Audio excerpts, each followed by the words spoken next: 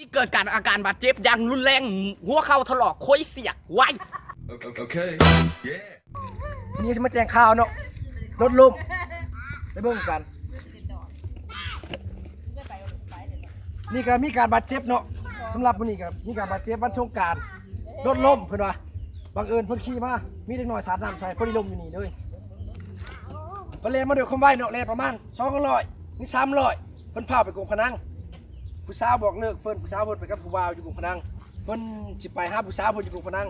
บังเอิญมาฮอดนี่เด็กน้อยสาดน้ำใส่พอดีรถล้มบาดเจ็บกำลังไปโรงพยาบาลตอนนี้เด็กน้อยสาดน้ำใส่ล้มลงทีเดียวเลยบาดเจ็บอย่างหนักหน่วงจังซั่นก็ขอให้ระมัดระวังเนาะการใช้รถใช้ถนนเนาะก็ค่อยๆขี่ไปมาบ่ขี่ไว้เนาะยันรถล้มแบบนี้ยันบาดเจ็บแบบนี้ด้วยความห่วงใยขอขอบใจWow